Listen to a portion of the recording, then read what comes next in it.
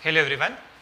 So in today's class I am going to discuss majorly two concepts. One is going to be binomial expansion and then I will be talking about the factor theorem and remainder theorem to be applied in various polynomials.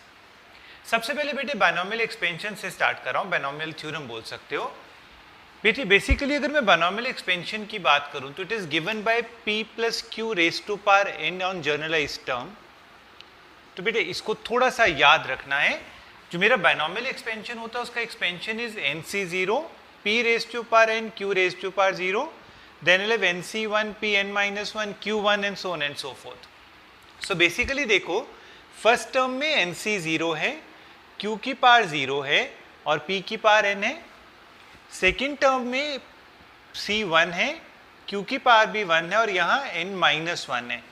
तो what you need to remember very clearly as a generalized term, हम बेटे कहीं भी journal term use करते हैं. जो general term होती है बायनॉमियल एक्सपेंशन की दैट इज गिवन बाय जो n प्लस 1th टर्म है that would have this is r plus 1th term. The r plus 1th term would be given by ncr.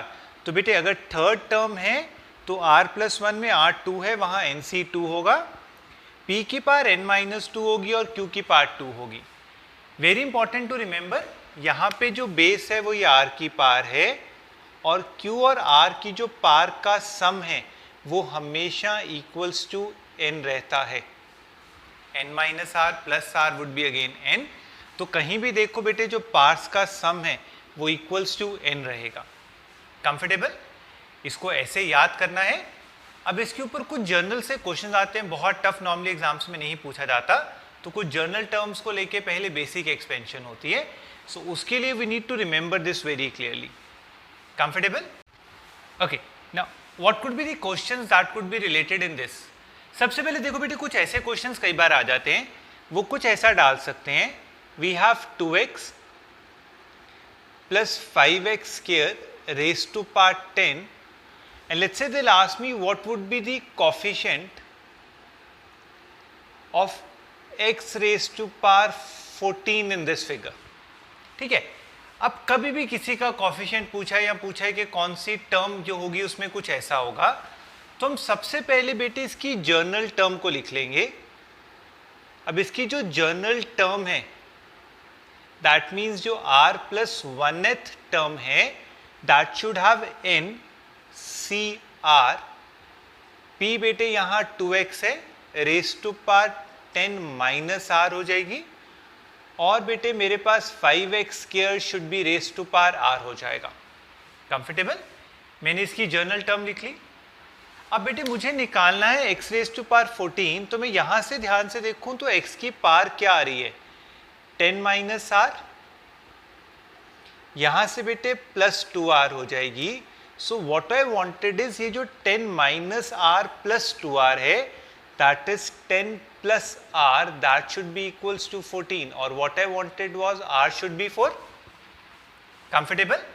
अब r4 का क्या मतलब है, जो फिफ्थ टर्म होगी, आई रिपीट बेटे fifth term in this expansion will have x raised to power 14.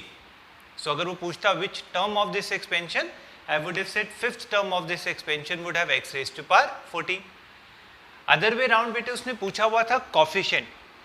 तो coefficient निकालने के लिए क्या करूंगा, इसमें बेटे r की वैल्यू अगर 4 सब्स्टिट्यूट कर दूं तो वो क्या बन जाएगा 10c4. बेटे x चाहे लिखो चाहे ना लिखो, मुझे पता है x को r को 4 डालने से x ने 14 बन जाना है. स्टिल आपकी सेटिस्फेक्शन के लिए 10 minus 4 is 6, 5 into x square raise to power 4. तो ध्यान से देखो x 6 प्लस 8 14 आ जाएगा. तो उसका जो कॉफिशिएंट होगा दैट वुड बी 10c4. 2 की पावर बेटे यहाँ पे 6 आ जाएगी और 5 की पावर 4 आ जाएगी. कंफर्टेबल? कई बार इसको सॉल्व करके लिखा होगा तो मैं 10c4 की वैल्यू निकाल सकता हूँ.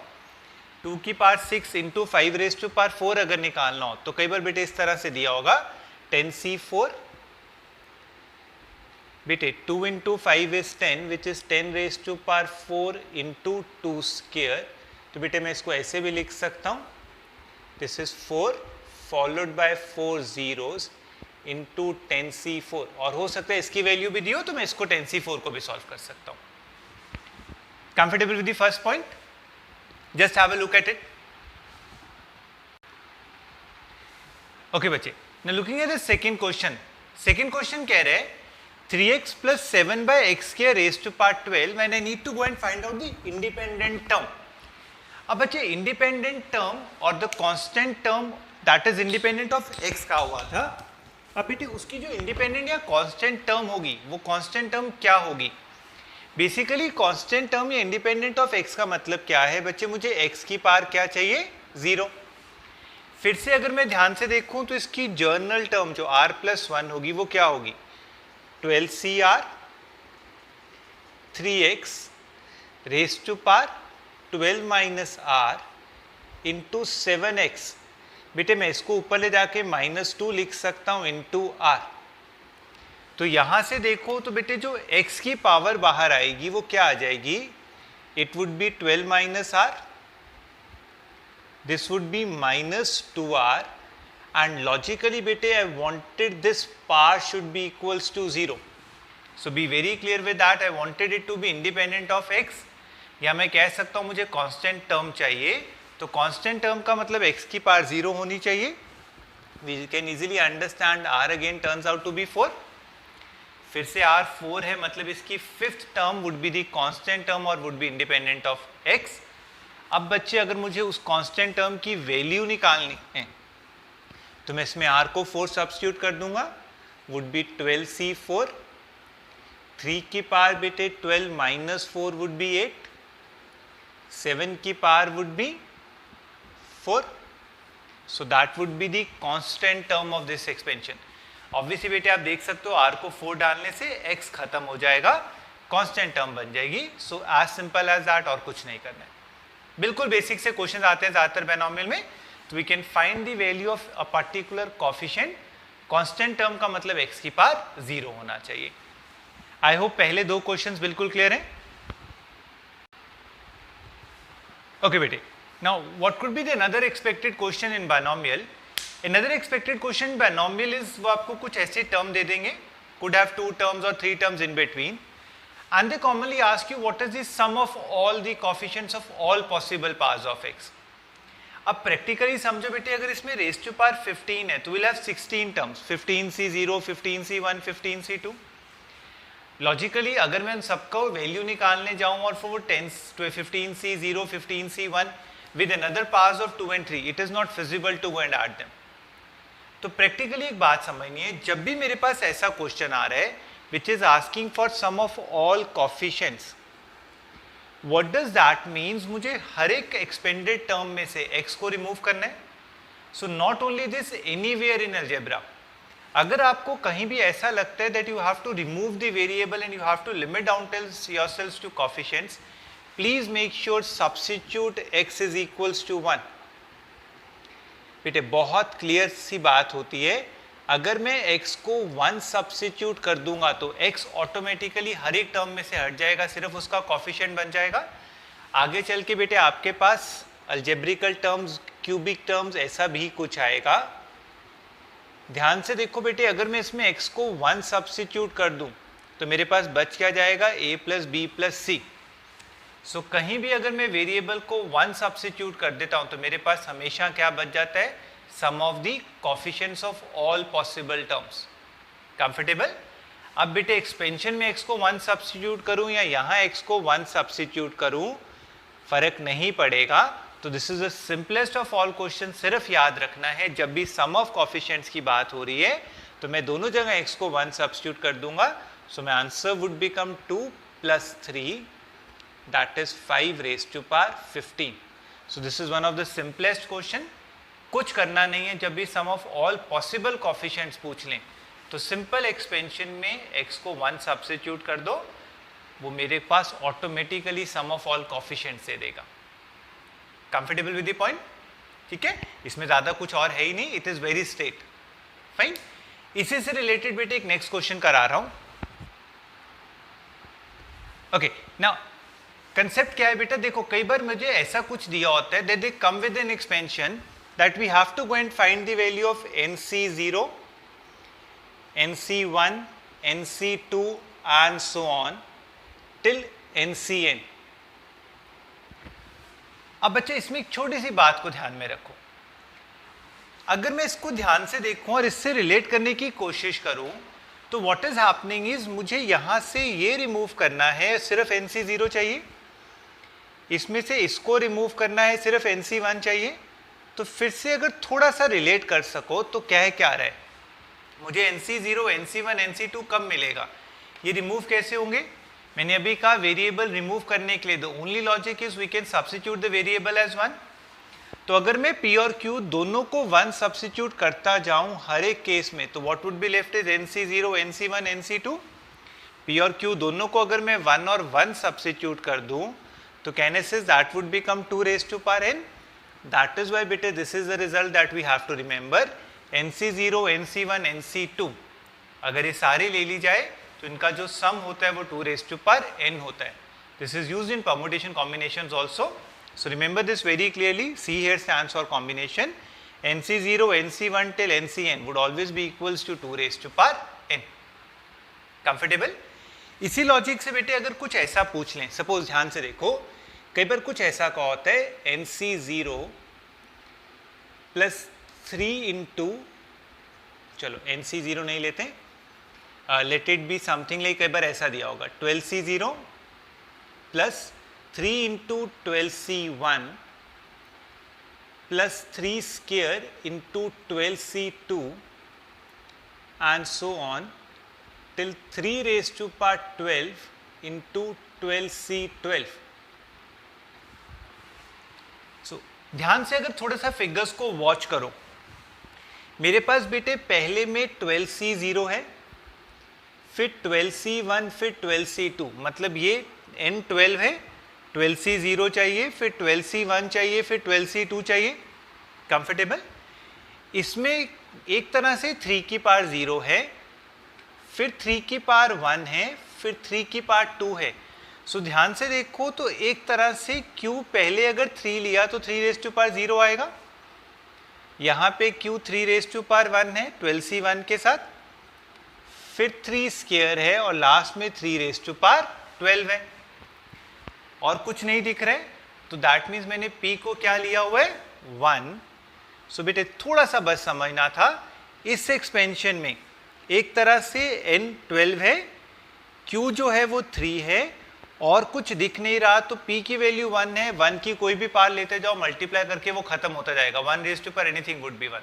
So what does this equation that means? P has to be 1, Q has to be 3 and the total power has to be 12. So my answer should be 4 raised to power 12. Comfortable? Look at this fundamental. बहुत ज़्यादा कुछ tough चीज़ें नहीं करनी होती बेटे, simple binomial expansion में question आते हैं. So I hope these first concepts are very clear. Just have a good look. Okay. Next commonly question that we can expect in binomial expansion is the total number of terms in the expansion. अब बेटा एक चीज तो clear है, अगर कुछ simple दिया हो something like P plus Q raise to power n, so बच्चे मैं यहाँ पे NC0 से स्टार्ट करूंगा, NC1 टिल NCn जाऊंगा, 0 से n तक. So we could understand there has to be n plus 1 terms.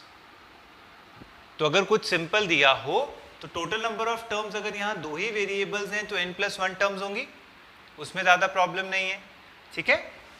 अगर 2 से ज़्यादा हों, सपोज मेरे पास कुछ ऐसा आ जाए 5 plus 3x plus 2x square raise to power 10.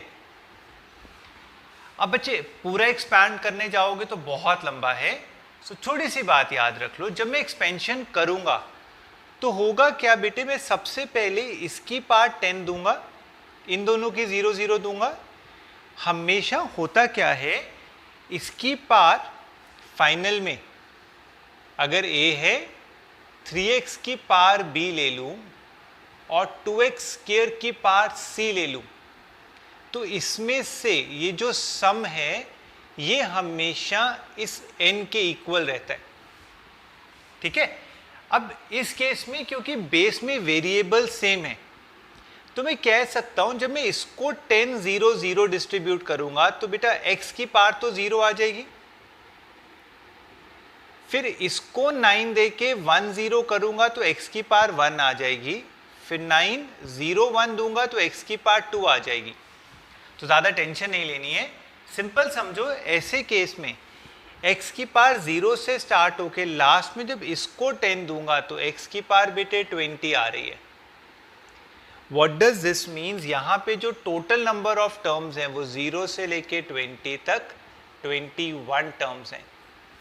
तो दोबारा से एक शॉर्टकट समझा रहा हूँ, बहुत डिटेल में नहीं जाने की ज़रूरत। आपके पास जो वेरिएबल की लोएस्ट पावर है, यहाँ पे एक तरह से x की पावर 0 है, उसको n से मल्टीप्लाई कर लो, that would be your first term. जो हाईएस्ट पावर है उसको भी n से मल्टीप्लाई कर लो, that would be your maximum. यहाँ से लेके यहाँ तक सब कुछ पॉसिबल है, तो 0 से लेके 20 तक I would say there has to be 21 terms. Remember it, binomial बहुत कॉमनली नहीं आता है, और आता भी है तो बिल्कुल स्ट्रेट आते हैं, तो we need to remember these basic fundamentals only. Comfortable? हाँ, एक चीज का याद रखना है, अगर ये वेरिएबल्स डिफरेंट हैं, सपोज ऐसा कुछ आ जाए 5x plus 3y plus 2z, coefficients का मुझे फर्क नहीं पड़ता है, बट अगर ये वेरिएबल डिफरेंट हैं तो जब आप एक्सपेंशन करोगे तो आप कहोगे 5x की पावर a है, 3y की पावर अगर b है और 2z की पावर अगर c है, तो what I wanted is a plus b plus c expansion में हमेशा 10 के इक्वल है, where abc could be 0 as well. अब थोड़ा सा अगर आप लोगों ने पीएनसी किया हुआ है तो would be easily able to relate, जिन्होंने नहीं किया वो एक फॉर्मूला बना लेंगे, याद कर लेंगे, वो परम्यूटेशन कॉम्बिनेशन में भी यूज होता है। कभी भी 3 टर्म्स का सम 10 चाहिए, where each of this could be 0, will go and apply बेटे whole number solution, and whole number solution is given by n plus r minus 1 c r minus 1। अब इसको याद कर लो बच्चा, बिल्कुल स्ट्रेट है, कभी भी ऐसा कुछ आ जाए तो this is my n, number of these variables is r, so number of terms के लिए बेटे सीधा हम लगा देंगे 10 plus 3 minus 1 c 3 minus 1 which has to be 12c2। Value निकालने जाओगे तो 12 into 11 divided by 2, so my final answer has to be 66। तो इसकी एक्सपेंशन में अगर टर्म्स वेरिएबल्स डिफरेंट थे, total number of terms has to be 66। I hope this is clear with everybody, nothing very difficult. ठीक है, binomial में बहुत ज्यादा कुछ करने की जरूरत नहीं है, most of the time they limiting this themselves to these kind of questions, so just go and cram these questions and remember them very clearly. Comfortable? Have a look. Okay, now so what is factor theorem और remainder theorem? बिल्कुल simple से एक बात याद रखनी है बेटे, अगर मैं पॉलिनोमियल्स में जा रहा हूँ, फंक्शंस में जा रहा हूँ, लॉजिकली बेटे अगर मैं कहता हूँ fx जो है and x plus a is a factor of fx, इसका मतलब क्या होगा बेटे? If x plus a is a factor of fx, we can say f of x should be equals to x plus a into something. If I say 3 is a factor of 12, so 12 has to be 3 into something, that is 4. So if x plus a is a factor of fx, fx जो है वो x plus a into something होना चाहिए। अब ध्यान से देखो, तो अगर मैं इसमें x की वैल्यू को माइनस a सब्स्टिट्यूट कर दूंगा तो ये पार्ट 0 हो जाएगा, that means 0 into anything would become 0. So what do I derive from it? That if x plus a is a factor of fx, that means x को minus a substitute करने से function 0 बन जाता है, so f of minus a has to be 0. Comfortable? If x plus a is a factor of fx, that signifies f में अगर मैं x की वैल्यू को minus a substitute कर दूंगा तो वो 0 आ जाएगा। So other way around का मतलब क्या हुआ? अगर किसी इक्वेशन का रूट अल्फा है या बीटा है या गामा है, कुछ भी दिया हो, रूट का मतलब क्या होता है बेटे, उस वैल्यू के ऊपर फंक्शन ज़ीरो है। तो अगर किसी पर्टिकुलर वैल्यू के लिए फंक्शन ज़ीरो है, सो जो x माइनस अल्फा है, x माइनस बीटा है, so on are factors of fx। Very basic point कि अगर मैं कह रहा हूं कि x में 2 सब्स्टिट्यूट करने से फंक्शन ज़ीरो बन जाएगा, मैं अगर किसी भी फंक्शन में x को 2 सब्स्टिट्यूट कर रहा हूं और उससे फंक्शन की वैल्यू ज़ीरो बन रही है, what does this means, x minus 2 would be a factor of that function. That is factor theorem. Comfortable बच्चे? ऑन द कॉन्ट्री रिमाइंडर थ्योरम क्या है?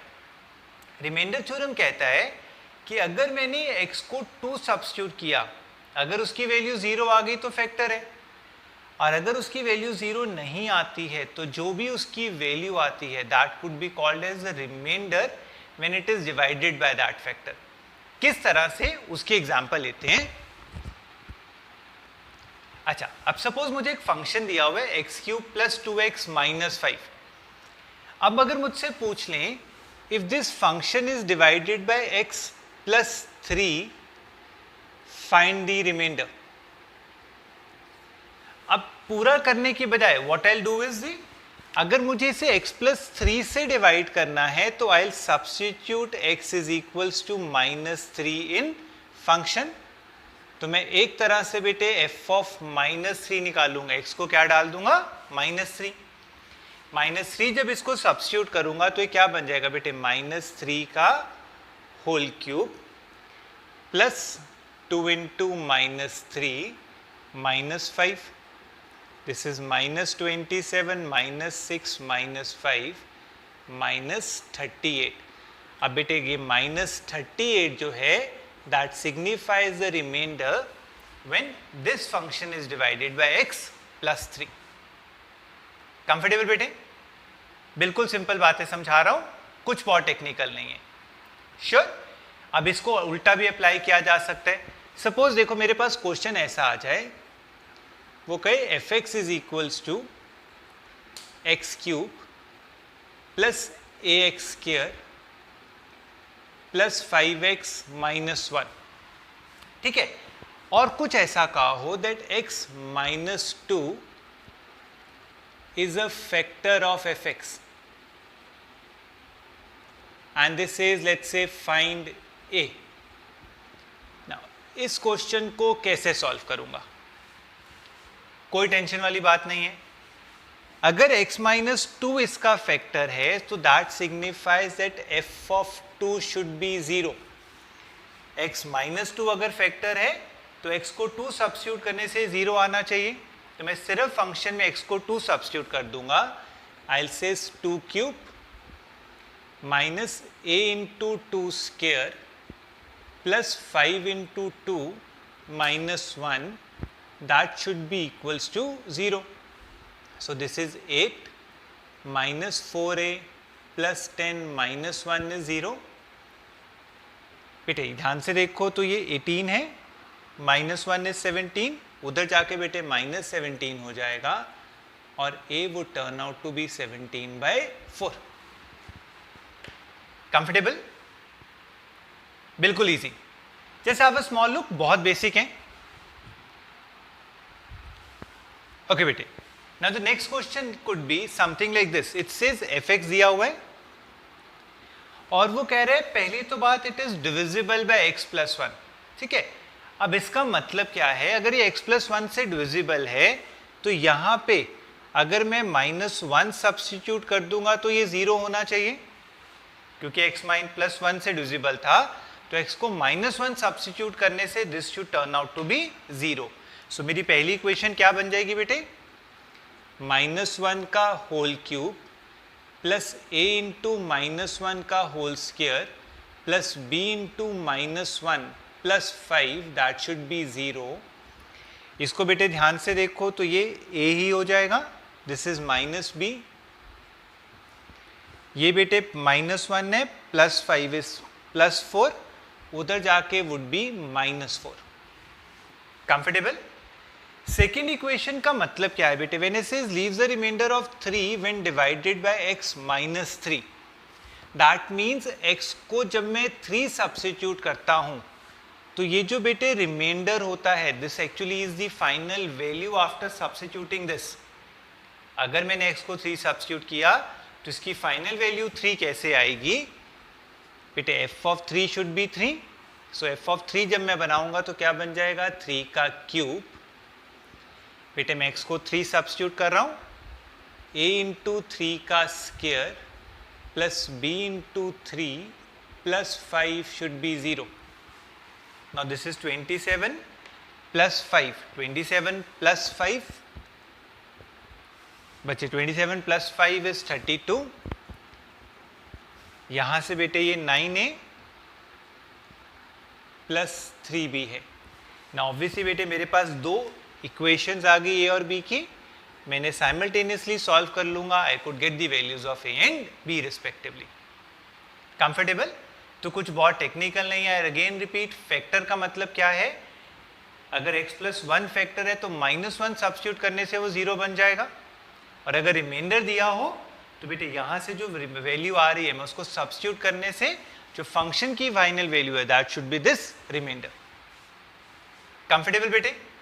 आई होप एक क्लियर है। ओके बेटे, एक चीज समझानी है। कभी कुछ ऐसा दिया हो, ठीक है, उसने कहा क्यूबिक फंक्शन है, डिग्री 3 है, when divided by x minus 1, x minus 2 and x minus 3 leaves the remainder of 1, 2 and 3 respectively। अब इसको करने के दो मेथड्स हैं। पहला मेथड क्या है बच्चे?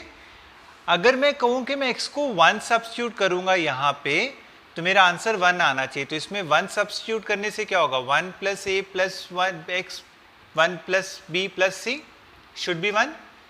2 सब्स्टिट्यूट करने से बेटे इसकी वैल्यू 2 बनेगी। 3 सब्स्टिट्यूट करने से x को इज इक्वल्स टू 3 रख दूंगा। ABC के 3 इक्वेशन आ जाएंगे, उसको सॉल्व कर सकते हो।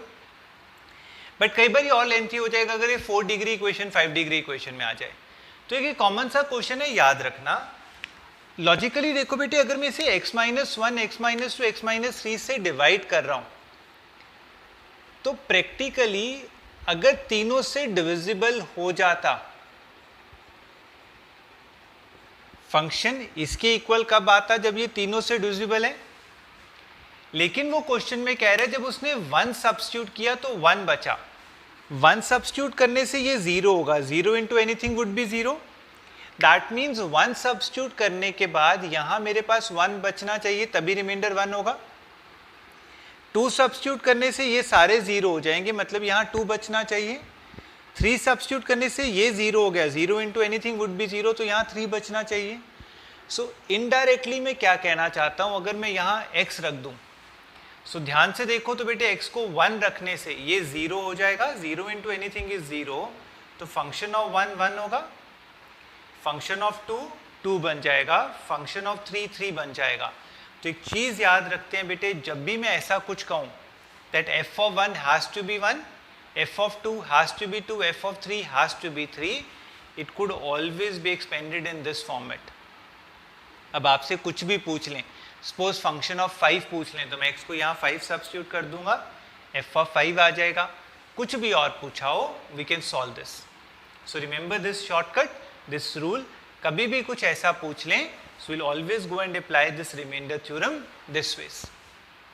कंफर्टेबल? थोड़ा सा टेक्निकल है but you need to remember it. बहुत ज़्यादा डीप में नहीं पूछते, बेसिक से क्वेश्चंस होते हैं। एक बार देखो बेटे इस कंसेप्ट को। I have to do one more concept. Okay, इस फैक्टर थ्योरम पे बेटे मुझे एक और कंसेप्ट करवाना है, थोड़े से रूल है उसको याद कर लेंगे। I will explain you the logic behind it, but at the end of the day आपको उसको याद करना है। कभी भी अगर कुछ ऐसा दिया हो कि x raise to power n minus y raise to power n, x minus Y से कब डिविजिबल होगा, x प्लस वाई से कब डिविजिबल होगा? दो तरीके। एक तो मैं फैक्टर थ्योरम से समझाऊंगा, बट बिफोर दैट मैं एक छोटा सा शॉर्टकट समझा रहा हूं।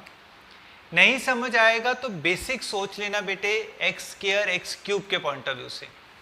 देखो वी ऑल अंडरस्टैंड, अगर मैं x square minus y square की बात करूं, so that is x minus y into x plus y. मतलब अगर यहाँ 2 2 है तो x माइनस वाई भी उसका फैक्टर और x प्लस वाई भी उसका फैक्टर है। बट वहीं अगर मैं x cube minus y cube ले लूं तो बेटे वो x minus y into x square plus x y plus y square होती है, सॉरी, ठीक है। व्हाट डज दिस मीन्स, ये x माइनस वाई से तो डिवाइड हो रही है लेकिन x प्लस वाई से डिवाइड नहीं हो रही है, ठीक है।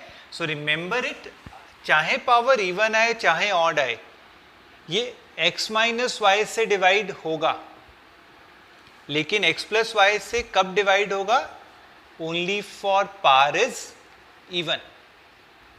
रिमेंबर दिस वेरी क्लियरली बेटे, मैं इसके आपको शॉर्टकट समझाया है, मैं अब फैक्टर थ्योरम से इसको समझाऊंगा, बट बेसिकली अगर भूल जाओ तो एक्स स्क्वायर और क्यूब को याद कर लो, अपने आप समझ आ जाएगा, ठीक है। सो अगर मैं कह रहा हूं x माइनस वाई की कॉमन पावर है तो x माइनस वाई से हमेशा डिविजिबल होगा, चाहे पावर इवन हो चाहे ऑड हो। लेकिन अगर पावर इवन है तो x प्लस वाई से भी डिवाइड होगा, लेकिन अगर पावर ऑड आ जाए तो x प्लस वाई से डिवाइड नहीं होगा। ज़्यादा डिटेल में मत जाना, बट फैक्टर थ्योरम का लॉजिक क्या कहता है, देखो ये डिवाइड होने के लिए अगर मैं इसको x माइनस वाई की जगह x माइनस ए लिख दूं तो फैक्टर थ्योरम कहता है मैं x को a सब्स्टिट्यूट करूंगा, मैं उस लॉजिक से अगर x को यहाँ पे y सब्स्टिट्यूट कर दूं तो ये तो हमेशा बेटे मेरे पास जीरो ही आएगा, लेकिन माइनस वाई सब्स्टिट्यूट करने पे ये minus y raise to power n हो जाएगा। ये जीरो तभी बनेगा अगर n इवन होगा, अगर यहाँ n ऑड होगा तो वो जीरो नहीं बनेगा। परफेक्ट है, बट इसे अब रूल की तरह याद रखना है, ये इसके फैक्टर है हमेशा, इसका फैक्टर x प्लस वाई तभी है जब n इवन है। कंफर्टेबल? इसी लॉजिक से अगर इसको सोचो तो बेटे मैं क्या कहूंगा, x square plus y square जो होता है उसको फैक्टराइज नहीं किया जा सकता, इसके कोई फैक्टर्स नहीं होते हैं, लेकिन x cube plus y cube जो होता है that is x plus y into x square minus x y plus y square. What does that means, ये तो एक्स प्लस वाई से डिवाइड हो रहा है लेकिन ये कभी डिवाइड नहीं हो रहा है।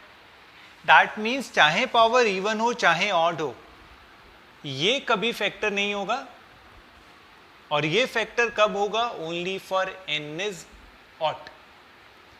सो बच्चे my expectation is little clear, ये बहुत ज़्यादा पेपर में बैठ के ड्राइव नहीं कर पाओगे, बहुत कॉमन नहीं बट 2-3 बार दिख चुका है। So remember it very clearly, ये इसके फैक्टर्स हैं, ये इसके फैक्टर कभी नहीं होगा, इसका फैक्टर कभी x माइनस वाई नहीं होगा, लेकिन जो x प्लस वाई है इसका फैक्टर कब होगा, जब n ऑड होगा। कैसे आता है मैं वो एग्जांपल देने लगा हूं पेपर में, बट पहले ये रूल नोट कर लेना वीडियो पॉज करके, you need to remember it critically, फिर इसकी डायरेक्ट एप्लीकेशन ही आएगी, बहुत ज़्यादा मुश्किल नहीं आएगा, but you have to remember this rule critically. Comfortable? Note down this, pause the video, then I will come down to the example. Okay, now try to look at the question, CAT में कैसे पूछ सकता है। वो कह रहे हैं which of the following is a factor of 5 raise to power 24 minus 1। अब बेटे फैक्टराइज करके देखना है। सो सबसे पहली ऑप्शन में अगर ध्यान से देखो तो 12 है। अगर मैं इस फॉर्मेट में 12 को लिखना चाहूं तो ये क्या बन जाएगा, 5 raise to power 12 whole square minus 1 square. वैसे भी बेटे स्क्वायर का पता होता है ना, स्क्वायर के एक्सपेंशन क्या होते हैं, x plus y into x minus y. मतलब बेटे इसकी जब एक्सपेंशन करूंगा तो ये 5 रेज टू पावर 12 माइनस 1 से भी डिविजिबल होगा और 5 रेज टू पावर 12 प्लस 1 से भी डिविजिबल होगा। वैसे भी याद रख सकते हो, अगर यहाँ पावर इवन आ रही है तो बेटे ये 5 रेज टू पावर 12 x है, ये 1 y है, ये x माइनस वाई से भी डिविजिबल है, x प्लस वाई से भी डिविजिबल है, क्योंकि पावर इवन थी। सो ये वैलिड ऑप्शन हो गई। कंफर्टेबल? मैंने एक से ज़्यादा वैलिड ऑप्शन डाली हुई है, तो let's check out the other options also. अगला बेटे ध्यान से देखो, 5 8 है, 24 में जब एक्सपैंड करूंगा तो क्यूब में आएगा। तो जब मैं इसको लिखूंगा, अब बेटे यहां पे ये x है और ये y है, तो ध्यान से देखो तो ये x minus y into x square and so on, मतलब ये x माइनस वाई से डिविजिबल है, तो this should be divisible by 5 raise to power 8 minus 1, so would not be divisible by 5 raise to power 8 plus 1. It is little technical but understand. मुझे इसके जब factors देखने हैं तो मुझे गिवन ऑप्शन में से ये ट्राई करना था कि वो किस फॉर्मेट में बन सकता है कंफर्टेबल. यहाँ पर ऑड हो गई तो वो -1 अगर ऑप्शन होती 5 रेज टू पावर 8 माइनस 1 तो would have been valid. That is why बेटे C becomes the valid option. क्योंकि पार ऑड है तो x माइनस वाई से तो डिविजिबल होगा लेकिन x प्लस वाई से डिविजिबल नहीं होगा. कंफर्टेबल. लास्ट ऑप्शन पे जब मैं आता हूं तो 24 को फिर से एक्सपैंड करने के लिए मैं इसे ऐसे लिख सकता हूं. सॉरी, इसको जब मैं 5 रेज टू पावर 4 में लिखूंगा तो ये बन जाएगा. फिर से देखो बेटे पार इवन आ गई, पार इवन आ गई तो x माइनस वाई भी इसका फैक्टर होगा और x प्लस वाई भी इसका फैक्टर होगा. मतलब 5 raise to power 4 plus 1 again has to be factor of this expression. Note down this point very clearly बेटे. मैंने आपको एक से ज़्यादा एग्जाम्पल जान पूछ के दी हुई है to let you understand कि कहाँ फैक्टर होगा और कहाँ नहीं होगा. I again admit it is little technical but देखो ध्यान से और थोड़ा सा याद करना है कि अगर ऐसा कोई क्वेश्चन आ गया तो कैसे करेंगे. I am giving you one more example. Keep pause the video, पहले इसको नोट करो.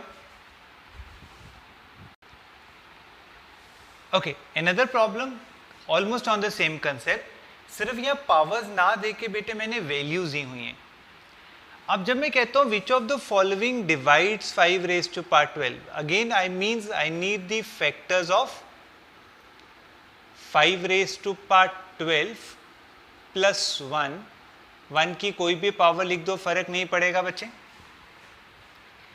अब क्योंकि बेटे पार इवन है तो मैं एक चीज समझना चाहूंगा, मैं इसको कैसे ब्रेक कर सकता हूं. मैंने थोड़ी देर पहले कहा जो x raise to power n plus y raise to power n है ये कभी भी x माइनस वाई से डिविजिबल नहीं है और x प्लस वाई से डिविजिबल है only for n is odd. So बचा, अगर मैं कभी भी 5 की पावर में -1 लिखूंगा तो नहीं होगा. What does that means? सबसे पहले बेटे अगर पार इवन आ गई तो ना ये -1 से डिविजिबल है ना +1 से डिविजिबल है. श्योर. अब मैं अगर इसको ब्रेक करना चाहूं तो मैं इसको कैसे ब्रेक कर सकता हूं? पहले मैं इसको ब्रेक कर सकता हूं समथिंग लाइक दिस.